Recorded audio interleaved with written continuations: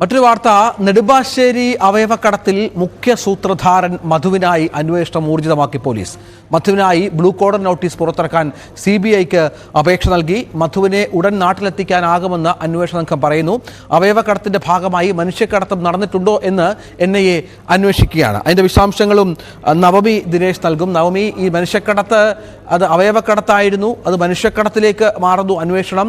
Blue collar notice അടക്കം പുറപ്പെടുവിക്കാൻ ഒരുങ്ങുന്നു. എന്തെങ്കിലും വിവരമുണ്ടോ ഈ മുഖ്യപ്രതിയെക്കുറിച്ച്?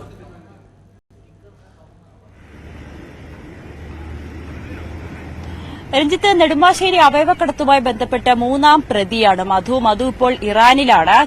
ഇന്ത്യയിൽ നിന്നും അവയവക്കടത്തിനായി വിദേശത്തേക്ക് ഇറാനിലേക്ക് കൊണ്ടുപോകുന്നവർക്ക് അവിടെ വേണ്ട രീതിയിലുള്ള സഹായങ്ങളെല്ലാം ചെയ്യുന്നത് മധുവാണ്. ഇവർ ഈ ആശുപത്രിയിലേക്ക് കൊണ്ടുപോകുന്നതും ഇവരുടെ അവയവം ആശുപത്രിക്ക് ദാനം ചെയ്യുന്നതും അതോടൊപ്പം ഇവർക്ക് വേണ്ട പണം അടക്കം കൈമാറുന്നത് മധു വഴിയാണ്. അതുകൊണ്ട് തന്നെ മൂന്നാം പ്രതിയാക്കിയാണ് മധുവിനെതിരെ പോലീസ് കേസെടുത്തിരിക്കുന്നത്. ഇതിനോടകം തന്നെ 3 പേർ പോലീസിന്റെ കസ്റ്റഡിയിലുണ്ട്. 3 പേരെ പോലീസ് അറസ്റ്റ് ചെയ്തിട്ടുണ്ട്.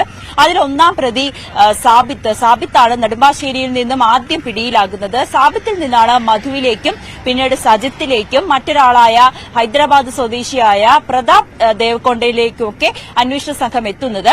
എന്തായാലും മധു ഇതിലെ മുഖ്യ കണ്ണിയാണെന്നും അന്വേഷണ സംഘം വ്യക്തമാക്കുന്നുണ്ട്. ഇറാനിലുള്ള മധുവിനെ നാട്ടിലേക്ക് എത്തിക്കാൻ വേണ്ടിയിട്ടുള്ള ബ്ലൂ കോർണർ നോട്ടീസ് CBIക്ക് കൈമാറാനായി അന്വേഷണ സംഘം തയ്യാറെടുത്തു കഴിഞ്ഞു. ഉടൻ തന്നെ മധുവിനെ നാട്ടിലെത്തിക്കുമെന്നാണ് അറിയാൻ സാധിക്കുന്നത്. ഈ കേസിന്റെ കൂടുതൽ അന്വേഷണത്തിലേക്ക് അല്ലെങ്കിൽ കൂടുതൽ പേര് ഇതിൽ ഉൾപ്പെട്ടിട്ടുണ്ടോ എന്ന് അറിയണമെങ്കിൽ മധുവിനെ കൂടി വിശദമായി ചോദ്യം ചെയ്യേണ്ടതുണ്ട്. മധുവിനെയും നാട്ടിലെത്തിക്കും. അതോടൊപ്പം അവയവക്കടത്തൊരു മനുഷ്യക്കടത്താകാനുള്ള ഒരു സാധ്യതയും ഉണ്ടെന്നാണ് അറിയുന്നത്. അതുകൊണ്ട് തന്നെ ഇത് NIA അന്വേഷിക്കാനുള്ള തയ്യാറെടുപ്പുകളുമൊക്കെ ആരംഭിച്ചു കഴിഞ്ഞു. ഈ അവയവക്കടത്തുമായി ബന്ധപ്പെട്ട കേസ് കൂടുതൽ വ്യാപിപ്പിച്ചിരിക്കുകയാണ് അന്വേഷണ സംഘം. ഇതിനോടകം തന്നെ പല ഞെട്ടിപ്പിക്കുന്ന വിവരങ്ങളും പുറത്തു വന്നിട്ടുണ്ട്. മലയാളി കൂടിയായ പാലക്കാട് സ്വദേശി ഷമീർ അവയവം ദാനം നൽകിയതിനു ശേഷം കോയമ്പത്തൂരിൽ ഒളിവിലായിരുന്നു. അന്വേഷണ സംഘം കഴിഞ്ഞ ദിവസമാണ് ഷമീറിനെ പിടികൂടുകയും പിന്നീട് മാപ്പ് സാക്ഷിയാക്കുകയും ഒക്കെ ചെയ്തിട്ടുണ്ട്. ഈ ഷമീറാണ് മധുവാണ് തനിക്ക് ഇറാനിൽ എത്തിയതിനു ശേഷം സഹായമൊക്കെ ചെയ്തതെന്നും മൊഴി അന്വേഷണ സംഘത്തിന് നൽകുകയും ചെയ്തു. ഈ ഒരു അടിസ്ഥാനത്തിലാണ് മധുവിനെ എത്രയും വേഗം നാട്ടിലെത്തിച്ച ഈ കേസുമായി ബന്ധപ്പെട്ട് കൂടുതൽ ആളുകളുണ്ടോ, കൂടുതൽ മലയാളികളുണ്ടോ എന്നതൊക്കെ അറിയേണ്ടതുണ്ട്. അതിന് മധുവിനെയാണ് എത്രയും വേഗം അന്വേഷണ സംഘത്തിന് നാട്ടിലെത്തിക്കേണ്ടതുണ്ട്.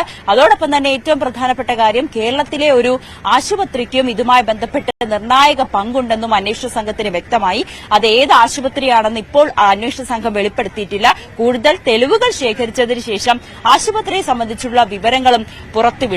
രഞ്ജിത്ത്, ശരി. നവമി ദിനേശ്.